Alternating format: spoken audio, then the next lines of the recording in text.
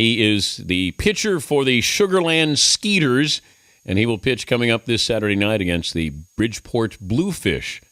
Roger Clemens joining us in the program. How did this come about? This came about then. It started in kind of late April, early May. Jimmy Gaetti, the manager, was texting me and telling me what was going on over here in Sugarland with the Skeeters, and that he was going to manage the team. And if I had any or knew any guys in the area that were, had the opportunity, if they didn't have the opportunity to play minor league ball or got let go, to let him know, because he's trying to build a team over here. And then in passing said, "Listen, come pitch for me before the season's over." We laughed it off.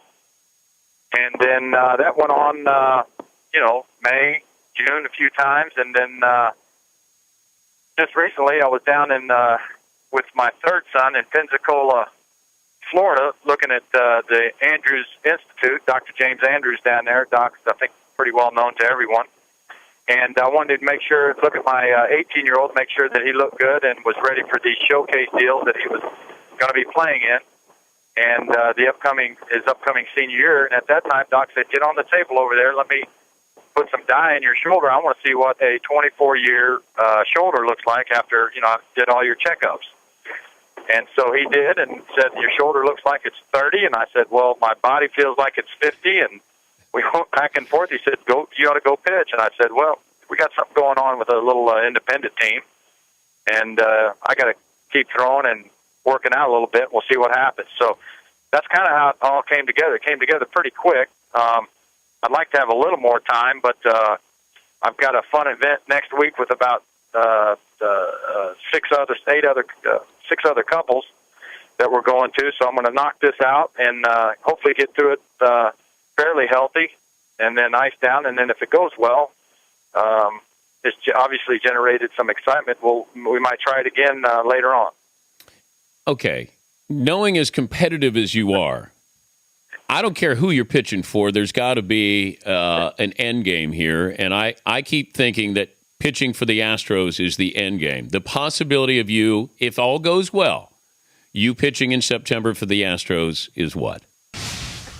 Well, buddy, let me tell you, I love to compete. Most of that's on the golf course right now.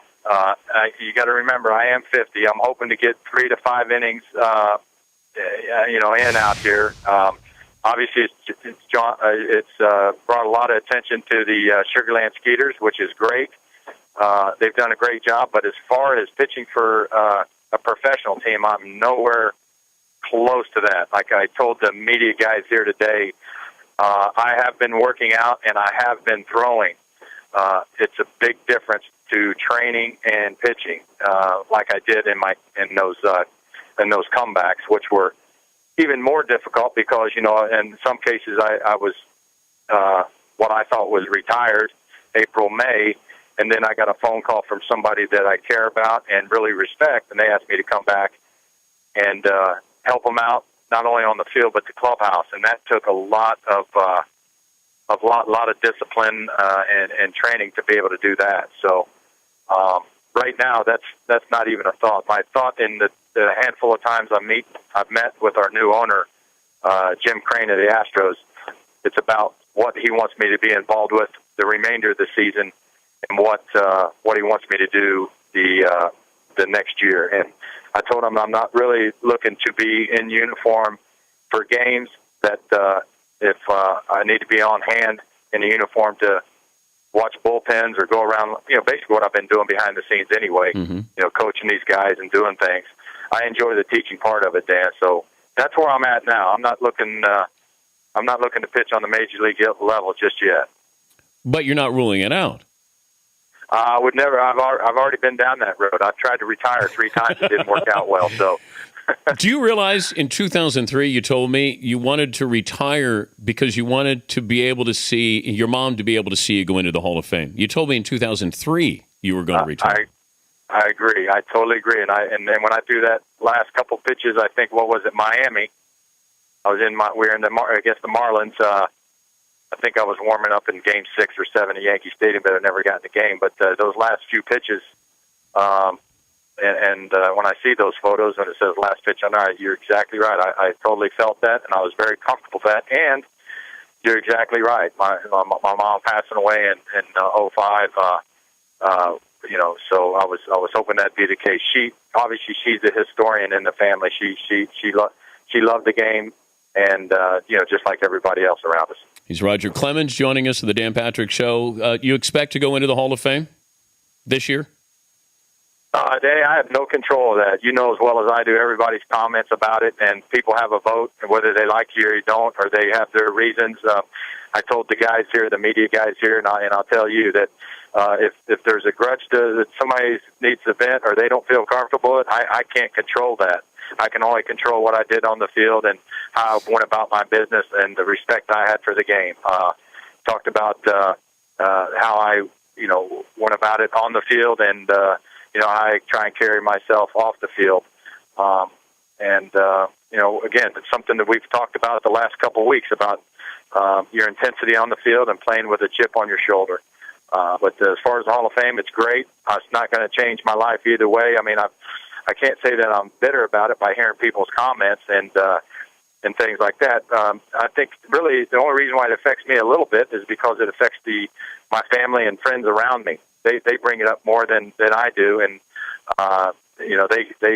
they're just disappointed in some of the comments that they hear from people when you've gone through every avenue, everything that you can to defend yourself and defend your name, and it's still not good enough about what one person in the entire world has a vendetta against you and says about you, and certain people make money off you and write their reports and without even considering the source and doing the things they do. It's just disheartening to me. So one of the guys here asked a really good question, that how angry I was and upset at one of my earlier press conferences when all that started, and it was obvious. I said, well, how would you feel if this was being said about you? And upon that, there were a couple local guys that have seen me grow up from high school, followed me since high school, and they had made some really, really below-the-belt comments.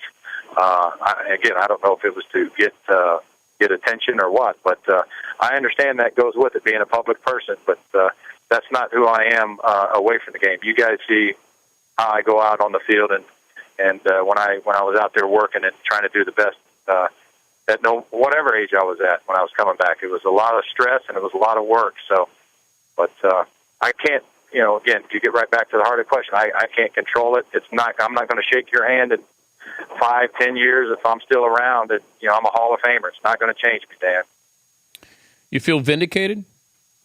I most definitely do. I had a lot of people I wanted to thank coming out of that courthouse, but I didn't get the opportunity to. I got my emotions were getting me a little bit, and so we cut it off. So I'm sure there's going to be one day very soon that, again, for me, the people around me, family, extended family, friends, teammates, they have a lot to say, and I'm going to let them put it down on paper, and we'll get it out there one day.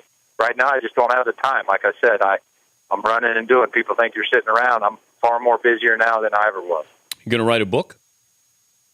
Without question, I'm sure, and I'm going to have a lot of people's feelings. I'll write my feelings and lay it out there. But the best thing for me is when something like that happens and hurtful things are said about you, as you know, you have family. It can go a little bit further than it needs to. So I'm sure they have. I know they have things to say. Well, what hurts you the most here? What's that? What hurts you the most? I just think that, I think a lot of things did. I look at the positive. I've been fairly positive through the whole thing because I've taken and had some, I had some, great advice and knew what our options were. And it's just the way when somebody attacks you, you kind of fire back. And I tried to do it the best way I could. People criticized it on both sides, which, you get that as an athlete anyway. So, but really, I mean, it talks about being relieved. I had to go through the process and again, listen to the people to know it was their game to pitch, if you will. And so we did it. So I'm fairly a positive person for the most part, but I think to say what hurt me the most would be just seeing that people really how it hurt around me. and the people that are around you on a daily basis, how it was hurtful to them. So, all in all, having said that, we come to Saturday now. This is going to be a fun deal for the Sugarland Skeeters, and so we'll see. I'll just keep my fingers crossed. I want to get out there and throw the ball well and keep my body in check. Let me ask you this can I ask you about other candidates for the Hall of Fame? Fire away. Barry Bonds, Hall of Famer? Barry's definitely a Hall of Famer. Sammy Sosa? Who's that? Sammy Sosa? I think Sammy's a Hall of Famer. Again, I don't know all the details, but I think Sammy's numbers, he's a Hall of Famer. I mean, I don't know, like they talked about where people are saying this or that. I haven't done the research to even worry about it. I just know the guy that I saw play, and that's all I base on. And I've met both the guys. I don't know them real personal, but I think Barry did a couple things with Barry. Played a golf round at Michael Jordan's event with Barry, and he was great. The time I got to meet him, obviously not facing him. I faced him a couple of times, I think, with San Francisco. So haven't heard from him in a while. Hope he's doing great. I just wish him well. What about Mark McGwire? I think Mark's a Hall of Famer too. He's a great player. I think that he made his statements, and I'm glad to see him back in the dugout and helping those kids reach their goals. But that's what I'm trying to understand. I'm trying to understand it, though, Roger. Though, if a guy tests positive, it's hard for a Hall of Fame voter now to be judge and jury here. And if you did cheat, if somebody did test positive, can you still get into the Hall of Fame, in your opinion? Well, Dan, my opinion is that when I was facing guys who were supposedly doing these things to get bigger and stronger, first of all, I'm not an advocate of that. I don't think it helps you. I think it hurts you. I think you only break down, and it only hurts you. So, and when I faced the guys that were supposedly doing this, you don't look at them like, when you're trying to get them out, oh gosh, this guy's doing something, he's bigger and straight. You got to hit the baseball. So I don't look at it, and I guess because, I've been, somebody tried to drag me through the mill and back. I'm not going to sit there and judge. I know the writers have to do their judge and juries, but again, I can't control that. So I really don't have an opinion either way. Whether you want to, I hear guys say, Barry was a Hall of Famer before any of this came up, and or Mark was a Hall of Famer before any of this came up, and I really don't know. I don't know Sammy that well or any of the other guys, so I don't think that it helps you. I may be one of the very few that believe that, but I don't think it helps you. I think that stuff hurts you. If somebody's crowding the plate, or somebody takes you deep on Saturday, do you dust anybody? I wish. I'm hoping that I can get through 3 innings to 5 innings, and I'm sure guys will be swinging for the fences. And if that does happen, I will get more grief at home from the 4 boys than anything. So if it goes good, I might try it again in a week or two. If it goes bad, I'm going to have to do it again to be able to sleep in the house. Are you the ace of the Sugarland Skeeters? I don't think I'm the ace. I think that we have an ex-outfielder here, Jason Lane, one of my teammates that was an ex-outfielder. Actually, he's a miniature Babe Ruth here. He's been pitching great, got pitcher of the month, threw a shutout, and then he hit a couple home runs the next day. So Cashmere's here, which I'm looking forward to seeing and talking to him. Scott's trying to get back. I think he's 27, 28 years old. And I know that if he gets his mind right, they say his stuff is pretty good. Hopefully he can get it turned around, and that's what all these kids, obviously I get to call them kids because I'm 50, but they're all trying to work their way to get back on a professional team. Well, congrats. Good luck with the start, the decision there, and thanks for joining us. Danny, appreciate it. Thanks for the call.